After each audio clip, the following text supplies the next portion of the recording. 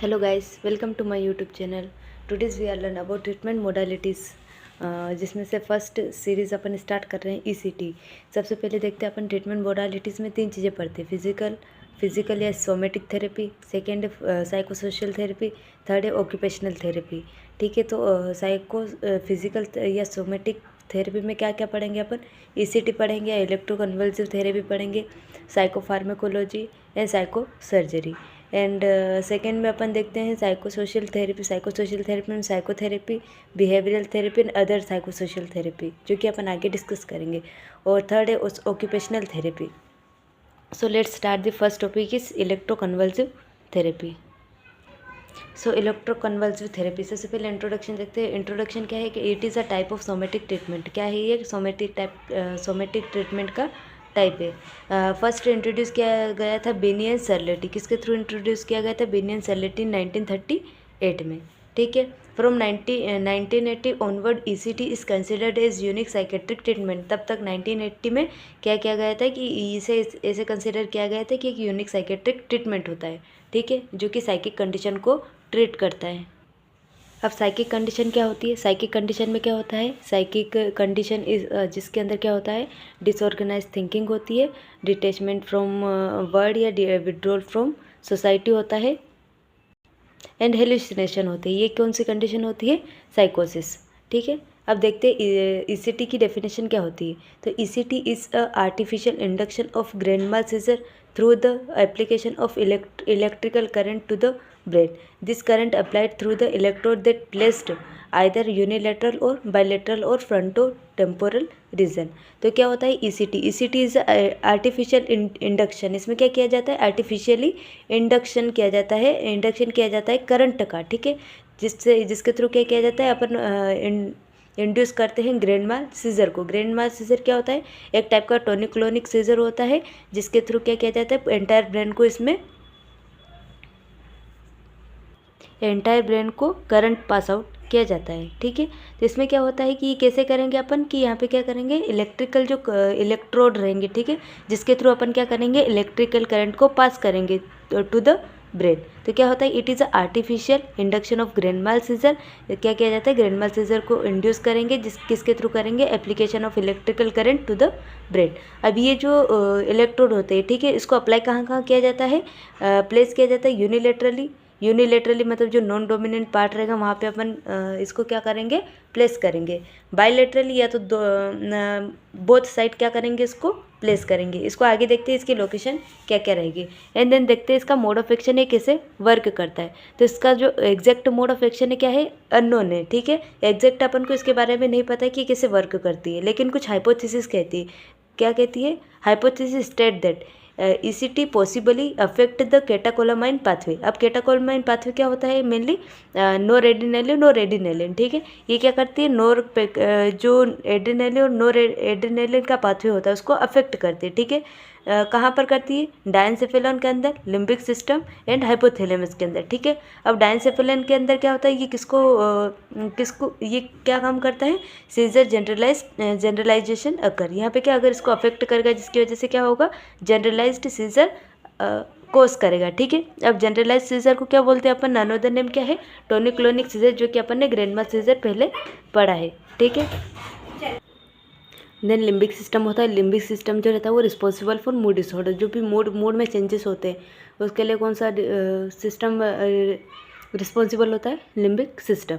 And hypothalamus जो रहता है वो इमोशन के लिए रिस्पॉन्सिबल होता है। ठीक है, तो यहाँ पे क्या हो जाता है? मूड, इमोशन, ये सब डिस्टर्ब हो जाते हैं। ठीक है, तो ECT किस किस पाथवे को अफेक्ट करती है? ठीक है, तो कोटकालामाइन पाथवे को अफेक्ट करती है, जो कि किसके बीच में होता है? Diencephalon, limbic system and hypothalamus. And then देखते हैं अपन पैरामीटर्स ऑफ इलेक्ट्रिकल करंट। तो क्या होता है? अकॉर्डिंग टू APA का फुल फॉर्म क्या है? अमेरिकन साइकेट्रिक एसोसिएशन 1978 में इन्हें बताया। ठीक है, इसमें वोल्टेज कितना होना चाहिए? 70 to 120 वोल्ट्स होने के बीच में होना चाहिए। ठीक है, जब भी अपन इलेक्ट्रिकल करंट पास करते हैं through the ECT to brain, तब कितना करंट लेना है अपन को? 70 to 120 वोल्ट्स लेना होता है। ठीक है, इसके बीच में लेते हैं, इससे ज़्यादा ना, इससे ज़्यादा ना इससे कम। ठीक है, अगर इससे कम लिया तो इफेक्टिव नहीं रहेगा और इससे ज़्यादा लिया तो ब्रेन डैमेज होने के चांसेस हो सकते हैं। अब ड्यूरेशन क्या होता है कि जो इलेक्ट्रिकल करंट पास किया जाता है वो 0.7 सेकेंड टू 1.5 सेकेंड तक ही होता है, ठीक है। एंड देन अपन टाइप्स देखते हैं कि ईसीटी कितने टाइप्स की होती है। तो ईसीटी को मेनली दो पार्ट्स में डिवाइड किया गया है, डायरेक्ट ईसीटी होती है और एक इनडायरेक्ट ईसीटी होती है। इनडायरेक्ट ईसीटी को मॉडिफाइड ईसीटी भी बोलते हैं। तो सबसे पहले डायरेक्ट ईसीटी इसमें जैसे नेम इंडिकेट कर रहा है कि डायरेक्ट मतलब क्या किया जाता है कि अपन डायरेक्टली ईसीटी मतलब इलेक्ट्रिकल करंट पास कर देते हैं without any anaesthesia and muscle relaxant, directly he effect show करेगा। तो इसमें बोला गया है कि ECT is given in absence of anaesthesia and muscle relaxant. Now days it is not used method, ठीक है। पहले के जो पहले मतलब प्राचीन में जब यूज़ करते थे, ठीक है, पहले के लोगों में जब यूज़ किया जाता था तब एनेस्थीसिया डेवलप नहीं हुए थे, ना मसल रिलैक्सेंट डेवलप हुए थे। अब एनेस्थीसिया और मसल रिलैक्सेंट के बिना पहले ईसीटी प्रोवाइड की जाती थी, तो वो क्या होती है, पेनफुल सिचुएशन होती, ठीक है। क्योंकि एनेस्थीसिया क्या करवाता है, बॉडी को डिसेंसिटाइज करवाता है, ठीक है, जिसके अंदर क्या होता है, सेंसेशन लॉस हो जाते हैं। तो उस कंडीशन में क्या होता है कि अगर करंट पास किया गया है, ठीक है, तो पेशेंट को उस चीज़ से पेन नहीं होगा। पहले के लोगों में क्या किया जाता है कि एनेस्थीसिया डेवलप नहीं हुआ था और ना ही मस्कुलर रिलैक्सेंट डेवलप हुए थे। तो क्या किया जाता है कि ईसीटी डायरेक्टली दी जाती, जो कि एक पेनफुल सिचुएशन होती थी। सेकेंड है इनडायरेक्ट ईसीटी या फिर मॉडिफाइड ईसीटी बोलते हैं, ठीक है। अब मॉडिफाइड इसमें क्या किया कि जो डायरेक्ट ईसीटी थी उसको ही मॉडिफाइड किया गया, ठीक है, जिसमें इलेक्ट्रिकल करंट पास किया जाता है, लेकिन क्या किया जाता है, एनेस्थीसिया जनरल एनेस्थीसिया और साथ में मस्कुलर रिलैक्सेंट का भी यूज़ किया जाता था ताकि पेशेंट को पेन ना हो। एंड देन अपन देखते हैं इसके अंदर अपन बार बार पढ़ रहे हैं कि ग्रैंड माल सीजर मतलब इसमें प्रोड्यूस किया जाता है, ठीक है। कन्वर्जन मतलब ग्रैंड माल सीजर को प्रोड्यूस किया जाता है। तो ग्रैंड माल सीजर होता क्या है, तो ग्रैंड माल सीजर को इंड्यूस किया जाता है, ठीक है। इसमें सीजर आता नहीं है, लेकिन इसको क्या किया जाता है कि एक 0.7 टू 1.5 सेकेंड के लिए क्या किया जाता है, ग्रैंड माल सीजर को इंड्यूस किया जाता है। अब ग्रैंड माल सीजर को क्या अनदर नेम क्या है इसका, जनरलाइज क्या बोलते हैं जिसको, जनरलाइज सीजर डिसऑर्डर बोलते हैं, ठीक है। या फिर इसको क्या बोलते हैं, जीटीसीएस का क्या मतलब है, जनरलाइज टोनिक क्लोनिक सीजर होता है, ठीक है, जिसमें टोनिक फेज का मतलब क्या होता है, जर्किंग मूवमेंट। सॉरी, टोनिक का मतलब होता है, टोनिक का मतलब होता है स्टिफनेस ऑफ मसल जब स्टिफ हो जाती है तो उस कंडीशन को क्या बोलते हैं, टोनिक फेज, जो कि लास्ट होती है 10 टू 15 सेकेंड के लिए होती है, ठीक है। इसमें इंड्यूस किया जाता है ग्रैंड माल सीजर को, जिसके अंदर फर्स्ट फेज होती है टोनिक फेज, जिसके अंदर क्या होता है, स्टिफनेस ऑफ मसल होती है, ठीक है। अगर मसल स्टिफनेस हुई है तो क्या होगा, पेशेंट को पेन होगा, तो उससे रिलीव करने के लिए क्या दिया जाता है, मसल रिलैक्सेंट दिए जाते हैं, ठीक है। एंड सेकेंड फेज होती है क्लोनिक फेज का मतलब क्या होता है, जर्किंग मूवमेंट होना, ठीक है। तो last for 30 to 60 second, 30 to 60 second के लिए क्या दिया जाता है, क्लोनिक फेज आती है, ठीक है। ये फिर ग्रैंड माल सीजर की 3 फेजेस होती है, उसको ऐसे याद रखते हैं। ओरा होती है, सेकंड टोनिक होती है, थर्ड कौन सी होती है, क्लोनिक होती है। ओरा में क्या होता है, पेशेंट को फील होने लग जाता है, फिर ओल्फैक्टरी हेलुसिनेशंस होने लग जाती है, जिससे कि पेशेंट या इरिटेबिलिटी देखने को मिलती है, जिससे कि पेशेंट को लगता है कि हाँ अब सीजर्स आने वाले हैं। देन टोनिक फेज होती है, जिसके अंदर क्या होने लग जाती है, उनकी मसल्स जो रहती है वो स्टिफ होने लग जाती है, ठीक है, मसल स्टिफनेस होने लग जाती है, जिससे और साथ में क्लोनिक फेज जो रहता है वो क्या होता है, जर्किंग मूवमेंट होता है, ठीक है। तो stiffness of muscle plus jerking movement ये किसको कॉज करता है, सीजर को, जो कि ग्रैंड माल सीजर है। देन अब अपन देखते हैं एप्लीकेशन ऑफ इलेक्ट्रोड कहाँ पर एप्लीकेट किए जाते हैं, ठीक है, कहाँ पर अप्लाई किए जाते हैं। तो फर्स्ट है बाइलेटरल और सेकेंड है यूनिलेटरल। तो बाइलेटरल ईसीटी क्या होता है, जिसके अंदर क्या जाए, bi refers to both side, ठीक है, और लेटरल का मतलब क्या होता है, साइड। तो इसमें क्या होता है, bi refers to both and lateral refers to side. तो इसमें बोथ साइड पर अपन क्या करेंगे, इलेक्ट्रोड को प्लेस करेंगे। तो each electrode placed 2.4 to 4 centimetre above the mid point, ठीक है। इसमें क्या किया जाता है कि ये जो आई होती है, ठीक है, और ये ईयर होता है, जिसमें एक ट्रंकस यहाँ पे प्रेजेंट होता है, ठीक है। तो जो आई होती है, आई का जो आउटर कैंथस होता है, ठीक है, ये कौन सा होता है, इनर कैंथस, जो कि नोज के पास होता है, ठीक है।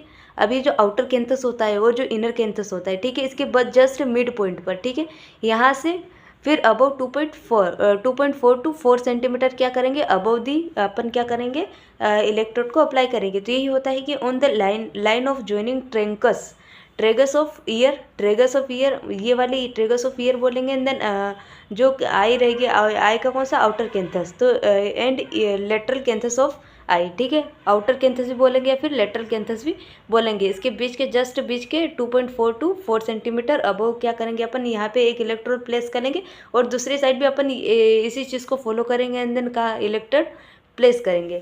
सेकेंड होता है यूनिलेटरल ECT।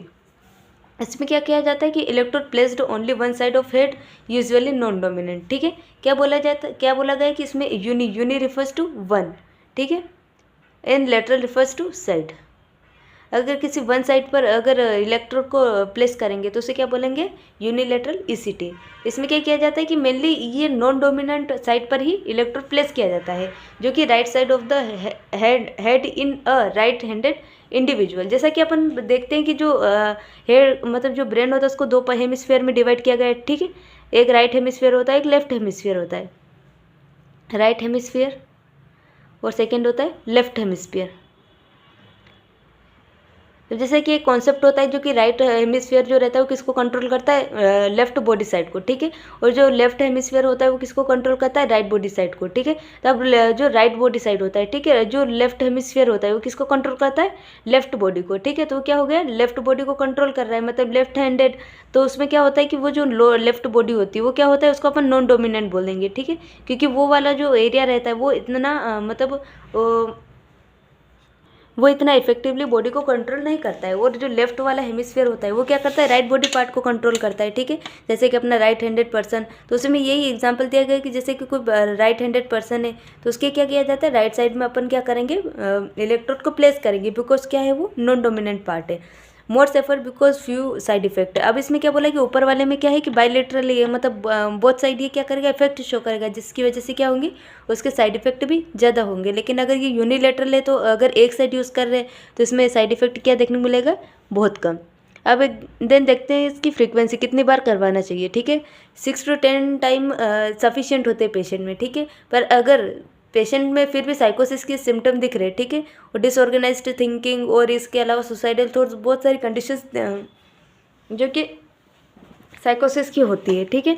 तो उसमें क्या होता है कि उस कंडीशन में 15 टाइम तक दे सकते हैं, ठीक है।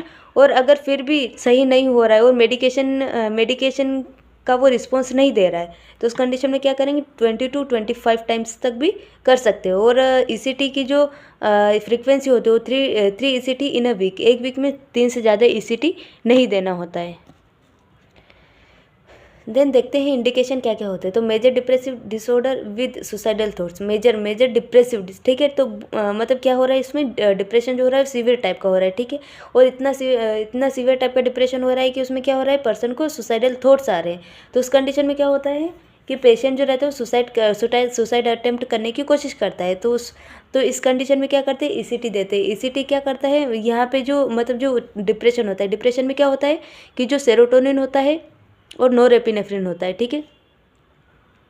नोरेपिनेफ्रिन का लेवल जो रहता है वो पोस्ट साइनेप्टिक पे न्यूरॉन्स पे कम हो जाता है। वह पोस्ट साइनेप्टिक न्यूरॉन्स पे अगर कम होगा तो बॉडी फर्दर वो क्या करेगा, रिस्पॉन्स नहीं दे पाएगा। तो उस कंडीशन में क्या किया जाता है कि ये जो न्यूरोट्रांसमीटर होते हैं, ठीक है, इन न्यूरोट्रांसमीटर का इम्बेलेंस होने ये क्या हो जाते हैं, कम हो जाते हैं। तो इनका क्या हो जाता है, इम्बेलेंस हो जाता है, तब जाके डिप्रेसिव सिम्टम्स दिखाई देते हैं। तो इसमें क्या करता है कि ECT जो रहता है वो ये जो न्यूरोट्रांसमीटर होते हैं उनको क्या कर देता है, मॉड्यूलेट कर देता है। मतलब इसका मतलब क्या होता है कि जो पोस्ट साइनेप्टिक न्यूरॉन होते हैं उस पर क्या कर देता है, इसके लेवल को बढ़ा देता है। तो क्या होगा, अपन को डिप्रेसिव सिम्टम कम देखने को मिलेंगे।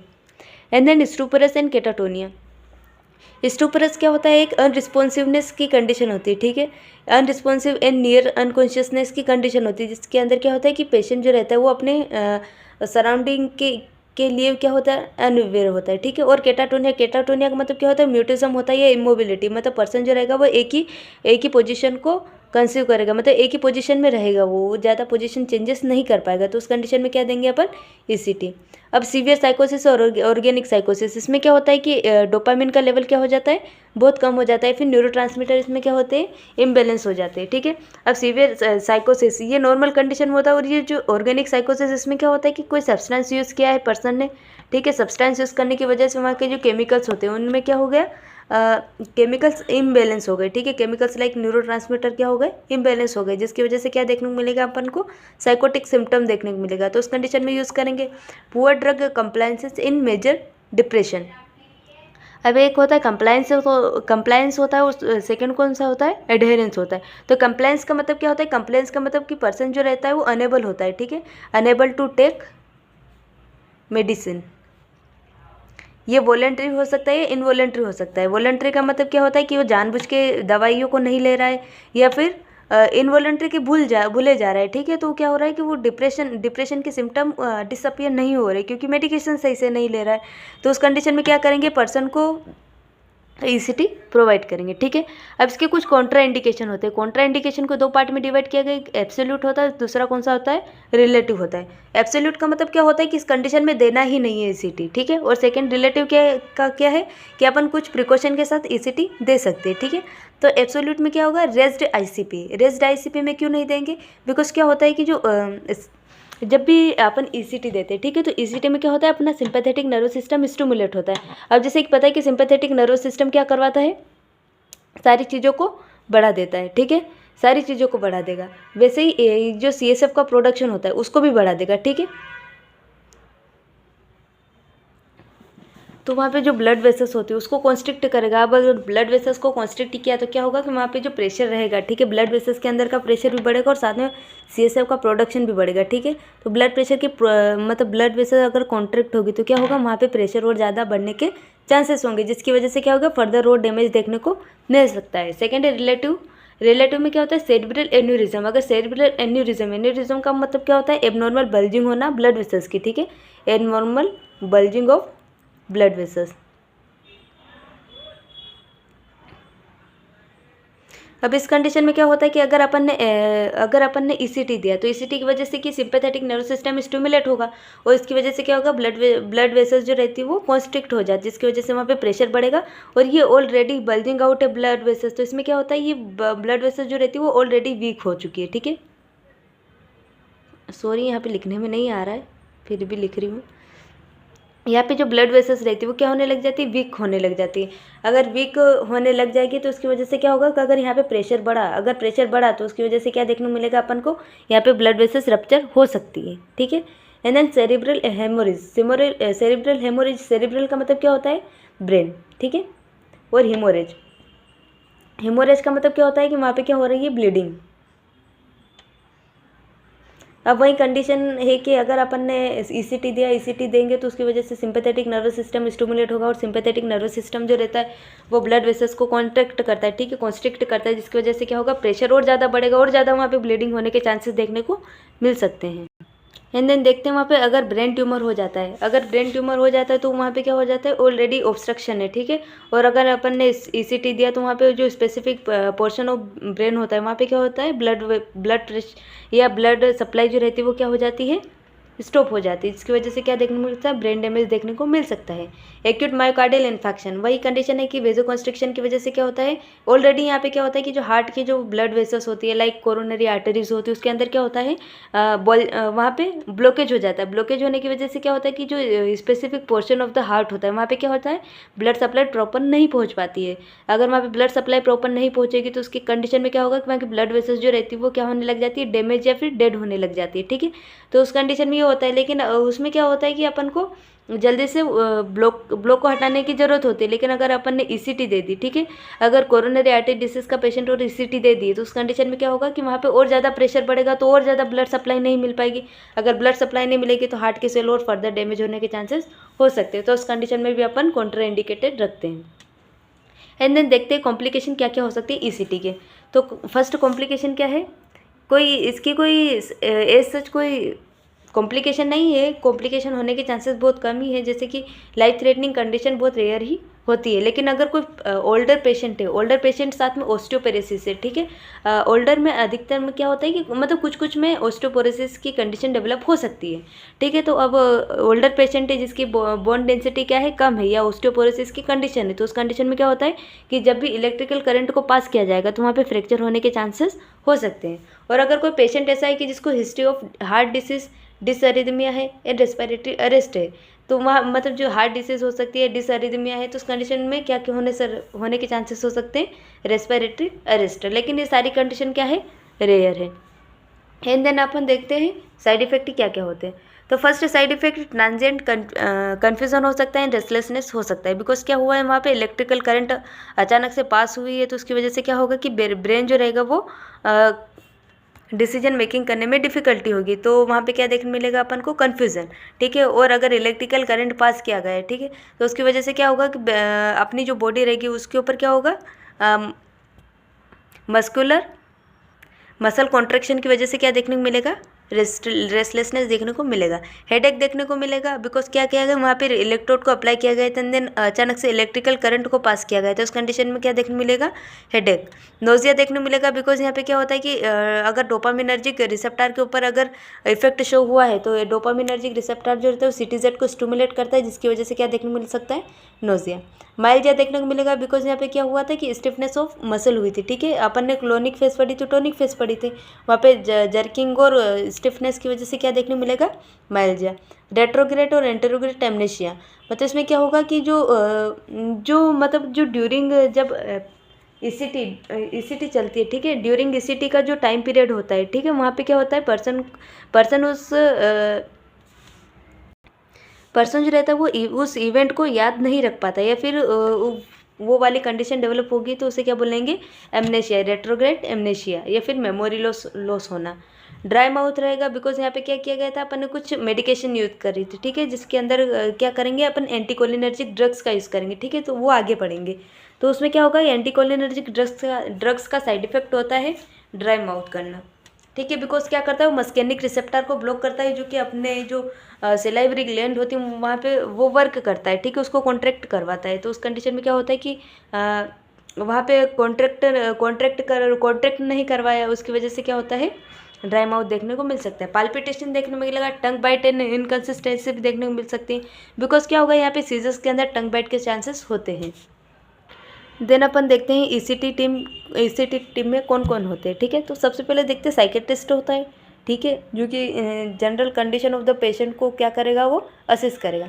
एनेस्थेटिस्ट होता है, जो कि क्या करता है, एनेस्थीसिया को इंड्यूस करेगा, ठीक है। ट्रेंड नर्स होती है, जो कि एनेस्थेटिस्ट और साइकेट्रिस्ट को क्या करेगी, असिस्ट करवाने में हेल्प करवाएगी, ठीक है। नर्सिंग एड्स होते हैं, अगर कोई इमरजेंसी आ जाती है उस कंडीशन में नर्सिंग एड्स अवेलेबल होते हैं। ईसीटी टेक्नीशियन होता है, जो ईसीटी जो अपरेटस होता है उसको क्या करता है, वो हैंडल करता है। ड्रग यूज, कौन कौन से ड्रग यूज़ करते हैं इसमें, mainly anticholinergic drugs, anaesthetic agent और मसल रिलैक्सेंट होती है, ठीक है। तो एंटीकोलिनर्जिक में मेनली किसका यूज़ करेंगे, एट्रोपिन जो रहता है उसकी कितनी डोज लेंगे, 0.3 to 0.6 mg लेंगे। अब एट्रोपिन का यूज़ इसमें आगे देखते हैं क्यों करेंगे, ठीक है। एनेस्थेटिक एजेंट लेंगे, यहाँ पे एनेस्थेटिक एजेंट में किसको लेंगे, मिथोहेक्सिटल एंड प्रोपोफोल को, ठीक है, 1 mg पर kg के अकॉर्डिंग, बॉडी वेट के अकॉर्डिंग अपन लेंगे। एंड देन थर्ड देखते हैं मसल रिलैक्सेंट। इसमें कौन सा यूज़ करते हैं, सक्सिनाइल कोलिन यूज़ करेंगे, ठीक है। अब एंड देन देखते हैं कि फैसिलिटी क्या क्या होती हो, रोल ऑफ नर्स क्या क्या होते हैं, ठीक है। तो फर्स्ट इसको 3 पार्ट में डिवाइड किया है, pre NS ECT, during ECT and post ECT, ठीक है। तो सबसे पहले डिस्कस करेंगे प्री ईसीटी में सबसे पहले फैसिलिटी क्या होती है कि जो भी पेशेंट जिसको भी ईसीटी देना होता है, ठीक है, उसके लिए प्री ईसीटी के लिए अरेंजमेंट होना चाहिए कि वहाँ पे एक वेटिंग रूम होना चाहिए जो कि प्लीजेंट और कंफर्टेबल होना चाहिए, ठीक है। वहाँ पे कोई पेशेंट को ना तो डिस्कम्फर्ट होना चाहिए और ना ही किसी टाइप की अनप्लीजेंट फील होना चाहिए, ठीक है। एंड देन देखते हैं इसमें रोल ऑफ नर्स का क्या रोल होता है, ठीक है। तो सबसे पहले देखते हैं कि असेस करना है detail medical and psychiatric history, ठीक है। मेडिकली कोई उसको पास्ट इलनेस तो नहीं है, या फिर साइकेट्रिक कोई पहले किसी टाइप का पीटीएसडी या फिर कोई ट्रॉमा तो नहीं है, मेंटल ट्रॉमा तो नहीं है, या फिर कोई ऐसी कंडीशन जो कि उसको मेंटली टॉर्चर कर रही है, ठीक है। And then give adequate explanation to the patient and to family. Adequate explanation देंगे फैमिली एंड पेशेंट को कि ईसीटी क्या होती है, कैसे होती है, क्यों होती है, इसके क्या क्या कॉम्प्लिकेशंस होते हैं, ये सारी चीज़ों के बारे में फैमिली मेम्बर को और पेशेंट को बताएंगे। और साथ में क्या करेंगे, रिटर्न कंसेंट लेंगे। अपन रिटर्न कंसेंट में क्या क्या बताएंगे पेशेंट को और उसके अटेंडर को, कि इसके मतलब कॉम्प्लिकेशन बताएंगे कि क्या क्या कॉम्प्लिकेशन हो सकते हैं, या हार्ट कोई रेस्पिरेटरी डिस्ट्रेस भी हो सकता है, या फिर कार्डियक अरेस्ट भी आ सकता है। ये मतलब ये होते नहीं है, लेकिन अपन को ये क्या करना है, कंसेंट लेके रखना है, ताकि कोई अगर बाद में कोई अगर लीगली अपन पे केस करना चाहे तो अपन ये क्या बता सकते हैं, रिटर्न कंसेंट बता सकते हैं। ACT usually given in morning में दी जाती है, ठीक है। तो इसका मतलब क्या है कि ओवरनाइट पेशेंट को फास्टिंग रखना है, ठीक है। खिलाना पिलाना कुछ नहीं है, साथ में विदहोल्ड ओवरनाइट मेडिकेशन, ना तो ओरल मेडिकेशन देना है ना ही आईवी मेडिकेशन देना है, ठीक है। और एम्प्टी ब्लेडर एंड बोवेल और ब्लेडर को क्या करेंगे, एम्प्टी करेंगे। ओवरनाइट फास्टिंग के लिए क्यों बोलेंगे, क्योंकि अगर उसमें क्या दिया जाता है, एनेस्थीसिया। तो एनेस्थीसिया क्या करवाता है, नोजिया एंड वोमिटिंग करवाता है। तो उस चीज़ को प्रिवेंट करने के लिए क्या करेंगे अपन, फास्टिंग रखवाएंगे। विद होल्ड ओवरनाइट मेडिकेशन, अब मेडिकेशन को होल्ड करेंगे ताकि अपन ईसीटी का इफेक्ट देख सके कि ईसीटी कितनी इफेक्टिव है। एम्प्टी ब्लैडर एंड बोवेल, अब एनेस्थीसिया जो रहता है वो क्या करता है, सारे स्पिंक्टर को रिलैक्स कर देता है, या फिर मसल रिलैक्सेंट भी देते हैं तो क्या करता है, मसल को रिलैक्स कर देता है, जिसकी वजह से क्या होता है कि जो इनवॉलेंट्री यूरिन पास आउट हो सकता है, या फिर फिकस भी पास आउट हो सकता है।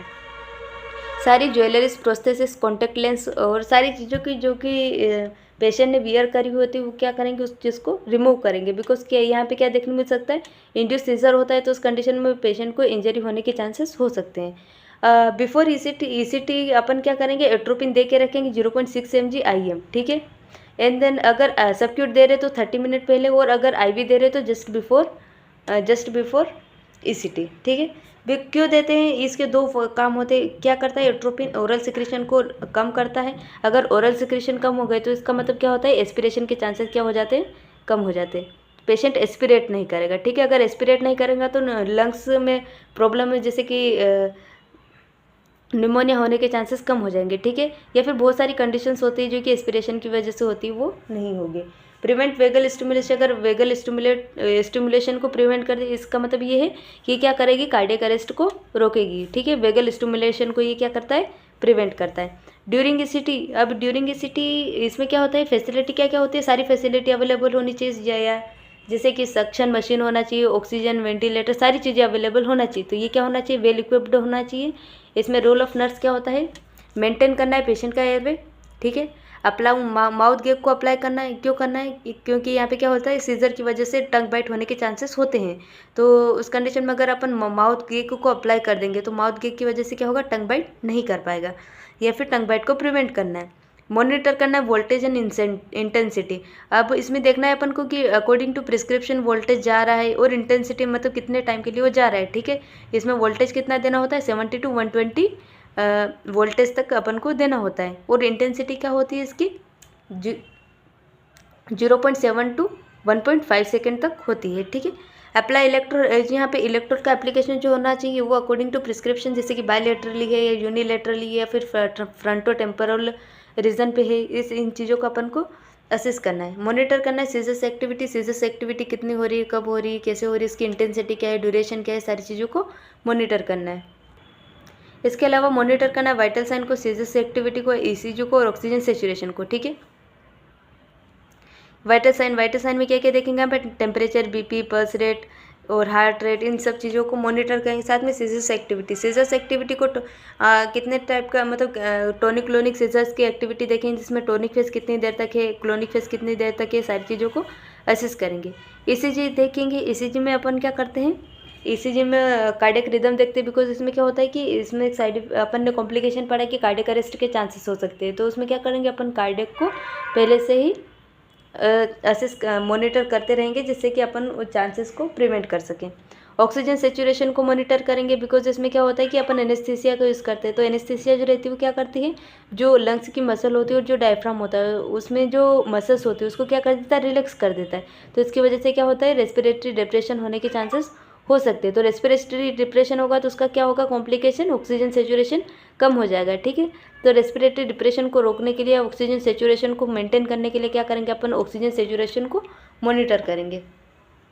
आफ्टर ईसीटी क्या क्या नर्सिंग रिस्पॉन्सिबिलिटी होती है। आफ्टर ईसीटी इसकी फैसिलिटी क्या क्या होती है। फैसिलिटी जो होता है एक वेल इक्विप्ड रिकवरी रूम होता है जिसके अंदर क्या करता है, पेशेंट रिकवरी करता है। इसमें रोल ऑफ नर्स क्या होता है, मॉनिटर करना है ईसीजी को, ठीक है, time to time ECG monitoring करना है, बिकॉज अपन ने देखा है कि कार्डियक अरेस्ट होने के चांसेस होते हैं, तो क्या करना है, उस चीज़ को पहले से ही मॉनिटर करके रखना है। Continuous oxygen till spontaneous respiration starts, इसमें क्या करेंगे, कंटिन्यूस 100% ऑक्सीजन प्रोवाइड करेंगे, ठीक है, जब तक कि स्पॉन्टेनियस रेस्पिरेशन स्टार्ट ना हो जाए। ऑब्जर्व करेंगे पेशेंट को फॉर 30 मिनट टू कंटिन्यूसली क्या करेंगे, ऑब्जर्व करेंगे जब तक कि वो कॉन्शियस ना हो जाए। प्रोवाइड करेंगे life saving position like Sims position में क्या करेंगे, पेशेंट का जो माउथ रहेगा उसको क्या करेंगे, सलाइवा को ड्रेन होने के लिए क्या करेंगे, डाउनवर्ड पोजीशन में पोजीशन करेंगे, बिकॉज क्या होता है, एस्पिरेशन को प्रिवेंट करना है अपन को, ठीक है। Reorient and reassure the client, इसमें क्या देखा था अपन ने कि रेट्रोग्रेड और एंटेरोग्रेड एमनेशिया और साथ में कन्फ्यूजन देखने को मिल रहा था और डिसओरिएंटेशन। तो उसमें डिसओरिएंटेशन की वजह से क्या होता है कि वो टाइम प्लेस और पर्सन के अकॉर्डिंग क्या होता है, वो अनअवेयर हो जाता है। तो अपन टाइम प्लेस और पर्सन के बारे में बताएंगे कि हाँ अपन यहाँ पे हैं, ऐसे हैं, ये सामने खड़ा इंसान कौन है, सारी चीज़ें अपन क्या करेंगे, रीओरिएंट करवाएंगे। और रीअश्योर द क्लाइंट, ठीक है, इनकरेज करेंगे फॉर डेली एक्टिविटी के लिए इनकरेज करेंगे कि सो मॉर्निंग से लेकर नाइट तक उनकी क्या क्या एक्टिविटी होती है, कैसे करना है कैसे नहीं करना है, उनका रूटीन सेट करेंगे और ये सारी चीज़ें अपन प्रोवाइड करेंगे। तो ये था after ECT facility and nursing responsibility. So guys, हमने आज ईसीटी का टॉपिक पढ़ा, और अगर आपको कोई सा टॉपिक पढ़ना है तो प्लीज़ कमेंट करें और वीडियो को लाइक करें, चैनल को सब्सक्राइब करें और कमेंट करें। सो थैंक यू दोस्तों।